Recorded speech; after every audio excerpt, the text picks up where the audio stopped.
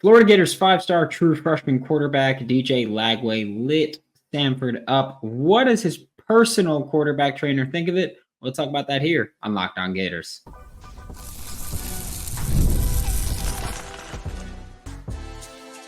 You are Locked On Gators, your daily podcast on the Florida Gators. Part of the Locked On Podcast Network, your team every day. Hello, and welcome back to another episode of Locked On Gators, part of the Locked On Podcast Network, your team every day. Thanks for making Locked On Gators your first listen of the day. Every day we are available daily and free reviews in the podcast and on YouTube. Happy Tuesday. I'm Brandon Olsen. Find me on Twitter at WNS_Brandon. Today's episode of Locked On Gators is brought to you by 5 Hour Energy. Go to 5hourenergy.com and use promo code LOCKEDONCFB to receive 20% off your order. Now, joining me is going to be DJ Lagway's quarterback trainer for years, JP Tillman. Joining me now for Locked On Gators is JP Tillman, a new guest that we haven't had before, but we've got him here, DJ Lagway's quarterback trainer and the quarterback coach at Houston Christian High School. And JP, we're going to jump right into it. What did you make of DJ Lagway's first career start against Samford? Extremely surreal. It was awesome seeing him play in his element, surrounded by 90,000 plus fans that were and ready to embrace him and see him come to his own on that field inside that stadium. So much, it felt like after that game, so much more hope was pushed into the stadium, so much more sight into the future. Just the kid played just an amazing game. I'm sure it's even yesterday, it was like waking up and being like, man, that really happened yesterday. Like 456 yards. Wow, like amazing. And then, the way he played throughout the game, it wasn't just the touchdown passes or the really long passes. It was just the consistency that he played at. He just stayed at a high level. The team rallied behind him. The team played well with him. It was them all as a collection of guys making plays with each other. It was so great to see the way they utilized the play calling, how they strung together different series and plays. It just seemed like they had a good idea of what they wanted to do with him, what they were trying to do to that team. And so it just seemed like everybody was effective and they were all on the same page. So, we've seen a great deal of yards and touchdowns and plays being made. It seemed like the group was really ready to play, from the quarterback to the lineman to the running backs to the receivers to the defense. And so I can't wait to see this next week. I'm sure there's tons of questions, but I think they see a young man who's ready to help his team any way he can. And also when he gets his opportunity to show up and show out for the Gators in the most positive way he can. And just take me back for a second. How long have you been working with DJ and how did that start? DJ and I started working together around the 9th grade year. He was at that time playing a lot of different positions, just trying to be a varsity player, get the experience and understand. And at the time he had a coach who believed he could play quarterback and put him in the position to play quarterback. So his 10th grade year, he played in one style of system, which is kind of like what we see him playing in right now to an extent. But then he also played in a system the following year that was more spread out, 4 wide receivers, 5 wide receivers. And we really seen him grow in that type of style of offense for about 2 years. And through, I think, him playing in that type of offense where catch and throw, catch, make a read, throw, a RPO game, which is something we didn't really see this past weekend, which is a strong part of his game. But it wasn't needed to get the W. It wasn't needed to show what he can do out there. I think it just adds to the what they plan on doing with the plays and the style of play that they want to see him during different parts of the game. How he can just take effect and be a catalyst during the game. So I think DJ allowed me and the Lagways allowed me to work with him through those 3 years, 3.5 years, to really push the development of DJ, to really get him to understand what quarterback engulfs, not just the throwing, not just the boardroom stuff, the IQ stuff, but also how to just kind of talk during interviews and how to display that he has a strong love for the game through how he kind of connects with the audience, connects with people, how he also wears his faith on his sleeve, encouraging that part of him. Just being a supporter, but also, letting him know when things should be a different way. Just being an encourager of good and positive, and just stepping in when I see that there's something that could be highlighted, talked about.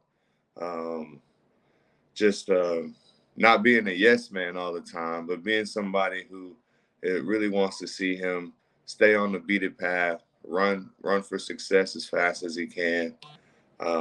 He's a blessing. He's an awesome young man. He's special. I think everybody there in the facility and in the city is growing to know that about the young man, and keeping his identity the same as he grows, but being that same young man who cares about his faith, loves the Lord, loves his football team, loves his family, wants to do his best every day. It's not easy being in the light like he is, I'm sure, but he's been doing a great job of dealing with it and just trying to become the man he's trying to be while he's a 19-year-old kid, first time on in a college campus for over 9 months now. He's just been each day growing and learning and growing and understanding for who he's becoming, but also who this program's asking him to be this year. And so it's a great thing, I think, for him to be able to go to school early, get there, grasp the offense, show his ability coming in, but also the things that he wanted to get better at. I think he tremendously got better at his footwork. I think during this time, he also kind of connected with his long ball, having a little bit just stronger connection with it, and feeling like if anytime he can call upon it, he can string that thing out there. It's the last week was kind of just a little up and down craziness because it was the shoulder stuff and just kind of figuring out what was going on and what he could do and what the evaluations were, and then just getting the positive feedback and knowing that everything's good and he'll be able to play and be able to work through this as he gets it better. So that was for that to be in the beginning of the week, and then for this to happen at the end of the week, it was also awesome. It was just like, whew, like awesome, man. That was it started out crazy, it started off seeming pretty tough, but no, this is how God had it, and it made its way to in front of all of us, so that we could see the amazing things that this young man is blessed to be able to do, and love to see him give glory to God in the press conference, allowing everyone to know where his power comes from. Hey, Locked On Gators fans, I want to take a moment to give you a heads up on a brand new mobile game that I think you're going to love as much as I do. It's Ultimate College Football Head Coach. It's an amazing game. I genuinely have started maybe 6 new modes. It's been a lot of fun. Some of them have not gone too well. It's really hard to win running the option. That's my takeaway. I don't know if I'm just bad at it, but it's really hard to win running the option with a zone blitz scheme, which isn't surprising because it's a really conservative offense, really aggressive defense. I get it, but I tried doing it. I've been so unsuccessful. I will continue trying, and we will persevere at some point. Ultimate College Football Head Coach is completely free, has no ads, and is 100% playable offline. I played it on my flight to and from Jacksonville. And of course, we have a special offer for Locked On Gators fans.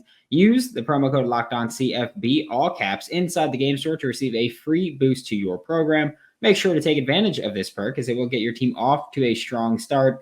I forgot about it till season 3, my first time. To download the game, just visit ultimate-cfb.com or look it up on the app stores. It's Ultimate College Football Head Coach. Begin your coaching legacy today. And you had mentioned the play calling during the Saturday game where we saw the deep ball break out a lot more often than we've seen in just Billy Napier's tenure at Florida. Even with Anthony Richardson, they didn't throw the ball to the frequency that they threw it with DJ Lagway on Saturday. They didn't throw the deep ball to that frequency. You are, at this point, the most experienced coach with DJ Lagway's lifetime and his career, with working with him so early and still working with him now. What did you think of the Gators offense with him at the helm? I know we didn't see the RPO that I also expected to see, but I'm assuming that's because it was against Samford, why I put him in more opportunities to get hit if he keeps the ball there. But just what did you think of what the offense looked like with him there, even compared to Graham or just independently? I just thought that we've seen an explosive offense that was electric when it needed to be electric. It was on the ground when it needed to be on the ground, which opened it up to be able to air it out in different areas of the field. The run game was probably the biggest highlight I've seen. I've kept saying it to a few people, is the way DJ takes attention of the defense on run plays, with his ball fakes, with his action after giving the ball. I think those things aren't noticed, but when you see that the linebackers are looking at DJ, or the DNs are looking at DJ, the safety is looking at DJ, then all of a sudden that helps small milliseconds of hesitation that allows Montrell, that allows Jaden, that allows Webb to be able to get through different pockets of the line a little bit more easier. There was the touchdown Montrell had, where he kind of just like walked into the end zone untouched. There were so many bodies that were paying attention to DJ, trying to see if he's going to keep the ball. Like, that's an actual thing. And if he does, like, I have to bring my whole self. I can't just bring half of me in this place. This is a big kid. This is a strong, fast kid. He's explosive, and he can get by me. He has moves to try to get by me. So I've seen a difference in the run game. Yeah, it was Samford. But it's still a collegiate team. It's still a team that has a defensive coordinator who is paid to learn how to put his team into defensive positions that they can stop what the offense is trying to do. It's still a 19-year-old kid playing against 20-year and up to 27. I think when he played last week, versus Miami. The Miami has somebody who's Yeah, Cam McCormick is in his 9th year of eligibility. Yeah. So, I mean, that's 9 years old. So he's, regardless of who's out there, they're definitely more experienced and older than DJ is, and which is what we all wanted to see, was the team rally and play with him. So again, like we were talking about before the show started, just playing within yourself and not feeling like you have to do more than what is required and necessary. That's when we start to make uh, some issues with the offense and how effective it is because of our decision making, or how erratic our feet and our mind is, and we're just not playing our best ball because we're just not functioning like we usually want to, being calm and collective. And that's another thing that we were able to see with DJ, was how calm he was in the pocket, still moving the pocket, being able to have efficiency downfield on throws that may not have been touchdowns, which to me seems like some of his best throws were not necessarily the touchdown throws. They were awesome. I loved them. I was screaming. I was going crazy. Um, but it were the throws that were second, third level throws that still had touch and delivery. Like, and by delivery, I mean like the ball continued to move, the receiver continued to stay on his path. He didn't have to break stride. He didn't have to slow down. The defenders didn't catch back up to any of those throws. The balls were put in position in certain places where his receivers could be in position to win. And when you see the throw to DK and the throw to Badger on like the left side of the field, and he's moving to the DJ's moving from pressure to the left, kind of like side shuffling a little bit, like we see Aaron Rodgers do.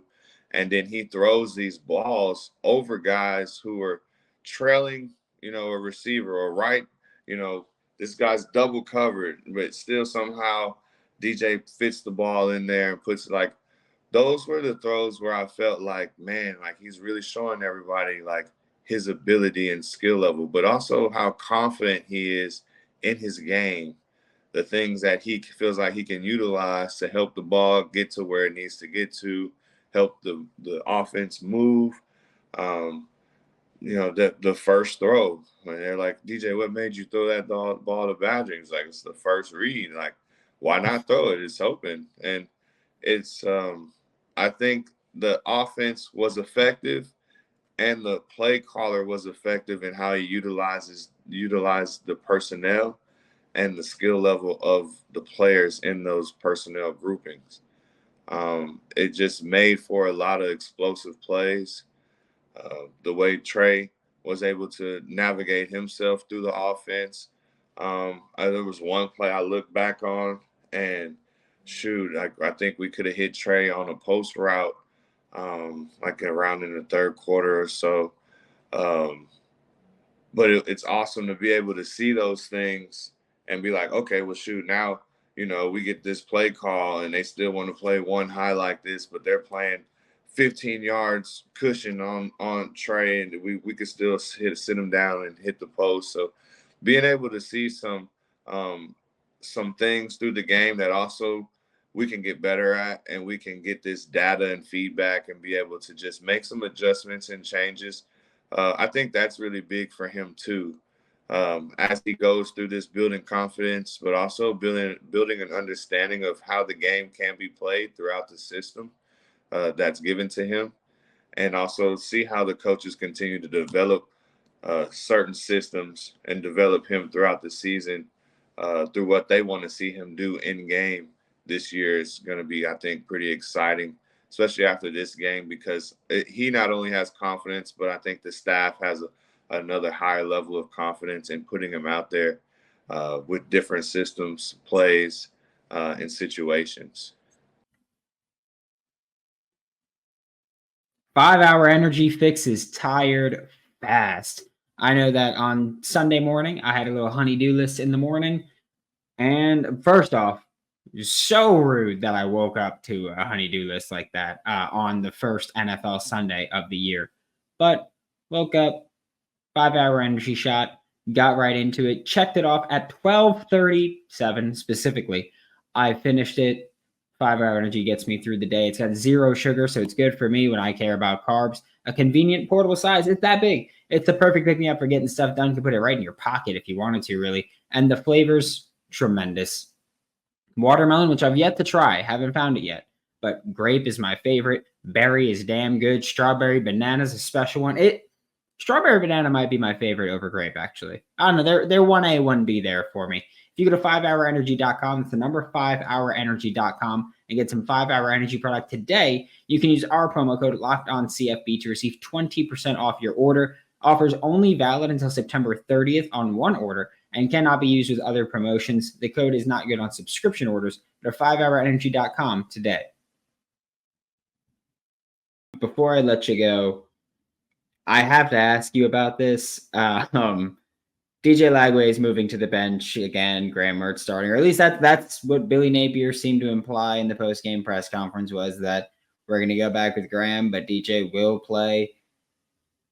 As a quarterback trainer, quarterback coach, I'll say this: I think that DJ Lagway should be the starting quarterback here. I understand the reasons for having him on the bench. I'm just curious when it comes to use, and I'm assuming that you think the same, maybe, but with the rotating quarterback thought, do you think it's necessarily better to go in this 4-play package? We're going to go DJ Lagway, or do you think it's better to say, hey, QB1's getting 2 drives, QB2's getting a full drive himself, instead of just coming in for a few packages, few plays in terms of the rhythm of the offense?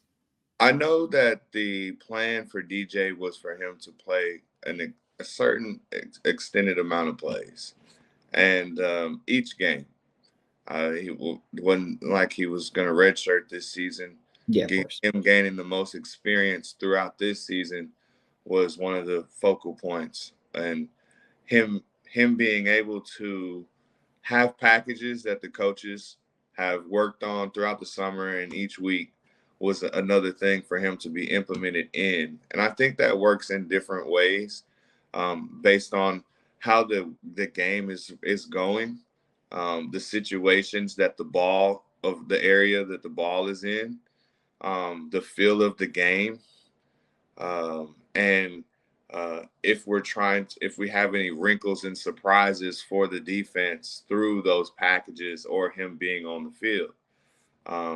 He in the game this week, they went into Wildcat and DJ went to the outside and he had an amazing block. No, I don't think anybody really seen it because they were just so, focused on what he was doing, throwing the ball. I think everybody was too mad that they were looking at DJ Lagway play wide receiver that they were just like, I don't care what happens. Yes, no, he made an amazing block. He made a little move off the line and came up. I mean, he's a team player. He's all about the team and how he can help his team be in the best situation to be victorious. And that's the young man you're looking at. Now, he's also the young man that said he's coming to start, in the All-American game. And he also has this high level of confidence about himself and his skill and what he can do with the ball to help his team. I think it puts the school in just a weird feel because you have just a situation that came about that you didn't think was going to matriculate itself in this fashion this soon. I think, like I said earlier, I think the staff thought they'd be able to keep Graham healthy and be able to keep DJ on the field and utilize him in certain spaces. I don't know much about how the Miami game was supposed to go. I know a certain, amount of plays that he was thinking he was going in. But I think with what DJ just did allows them to feel more confident in the situations that they can put him into. Not like, oh man, like I don't want to put him in this situation. No, I think we're all right with putting him out there. Let's have faith in this call and what we've done in practice, and let's do it. As a fan base, I know how everyone feels and what everyone sees. And when you see a catalyst the way you've seen for change, it's hard for everyone to say, well, why are we putting this gemstone back over here when we kind of already seen what we're going to get from this other one? And I think what we've seen from the other one is a lot of good things too. It's a lot of like no one came into this season bad-mouthing Graham Mertz. Now, everyone wanted to see DJ play, to see what he adds to the team, but no one was like, after if he does bad, like we're going straight to, I want to see Lagway right now. And it's like, I mean, one game we're throwing him under the bus, like has no value, and like I don't think that's the way to go about the situation, and I don't think that's the best way to keep your guys, up here mentally locked in and focused. It's hard, I'm sure, for both of those guys and the staff, because no one wants to hear the crowd boo them. No one wants to hear, put the other guy in, especially when you have tried to change the narrative of who you are. And I think Graham's done such a great job of that. He had the second highest completion percentage rating in the college football last year. People will say, oh, when he checked down and he threw, more low risk throws. But as a quarterback, that's what your job is to do, is to move the sticks, stay away from high risk, low reward plays, and play more with the low risk, high reward plays. And hopefully your guys can make plays too. I'm always telling that to my boys, is like, we don't have to do 99.999% of the work. Like, you got ballers playing with you, like 70-30, 60-40, 50-50 sometimes. There's a lot of belief in your players goes a long way when you're making decisions. And you're making them in a span of a second, less than a second at times. And so, I'm it's a blessing to see that young man go out there. We're all fortunate to see the amazing things he can do. I think Coach Napier is trying to figure out how to best utilize DJ and to best work this situation that he has. I think both those guys can find themselves in the NFL in different facets. And so you have to be able to have an idea of what the coach is trying to figure out is the best route for his team. As fans, I see a lot of production, and I think that production is gonna make certain decisions easier throughout the year, throughout the game, and continue DJ learning and developing the plays that he probably hasn't done as much of too. Where if we had packages now, maybe it's less of a smaller package and more opened up to be able to not limit him or the team and what possibly could happen in another explosive play, or just a great personnel grouping to be able to get the ball downfield effectively. And so, yeah, I'm DJ's trainer. I want to see DJ go out there and go crazy and be the starting quarterback. And I think all that's in due time. All that's going to happen. I think also I want to see everyone get their opportunity and their fair chance to be able to prove themselves valuable and go after their goals and dreams too. I don't think any player on that team thought they couldn't get the job done with Graham. I think they just also see how well they have another quarterback that can go into the game and play his own style of football, and how explosive it is and how fun it is and how they believe in him. That's one of the things I think I looked at the most, was how well everyone connected with DJ in the huddle, on the sidelines, the energy they had, the focus, how locked in they were. They believed they could win with him. And that's what you want. no matter who's going in the game, the team believes in the guy that's leading them into battle. Through mistakes, through success, still having that energy locked, that focused and locked on faith and belief in the guy leading you, knowing that that's your best chance, and believing that. And so having two guys like that just makes it even better. It makes it, I think, as a fan base, it is kind of crazy. But I won a national championship on a team where both guys played. We watched, the UF win a national championship and both guys played. It was a different feeling when both of them got in. The fan base respected both of them for their values and how well they brought their skill levels to the team to help the team benefit, and making it to where they're not against each other, but they work with each other. And I think that's where you can see a lot of great things happen. It's because there's no animosity there, and it's no need for there to be created or curated, to have animosity. And I think as a staff, they've done a great job of that throughout this whole off season, of making sure both guys feel loved, feel cared about. I think they've Graham made sure he knew that this was his team. He was the leader, but the team also chose DJ as a leader themselves. Just knowing his aura and his energy and how professional he takes his business and his craft. And so that's an amazing thing to see in itself. Trey Wilson telling him before the game of Miami that you're still our leader, even though you're QB2, is just, it's an unbelievable thing to hear, because you don't hear that often. And so that would be, my feedback and how I kind of, my hopes of seeing how the season goes. I do feel like there's nothing DJ can't do.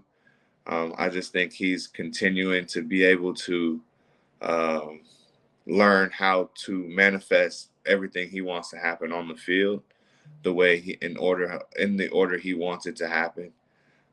He's a very patient individual, but he's also a very hungry individual. And I think that builds a competitive environment in practice and in the game, where you guys are pushing each other. That's how it was when I was playing in tandem with my buddy Dylan Gabriel. We not Dylan Gabriel, but my buddy Dylan DG. But he was an amazing quarterback himself. But we had a Batman and Robin feel, and when you're rooting for the other guy, and when the other guy's in, he can have success. He will have success. You want him to have success, and I'm gonna have my time too. When it's my turn to go in, I'm about to show out too. And so I think there's positives in that. I think there's benefits in that. Yes, at times there can be some negatives because of the feel of the game, and you feel hot and you coming out and the other guy's going in and he was cold, he's got to warm up. There's some of those things, but I think you have to kind of play it the right way with all of this, but also you got a fan base who sees the hope, sees the future, sees the right now, and everybody wants to win. Everybody wants to see success. I believe that in the staff. I believe that in the play calling, which seemed different itself, which nobody really is talking about, I think, too much. But why is it looking different?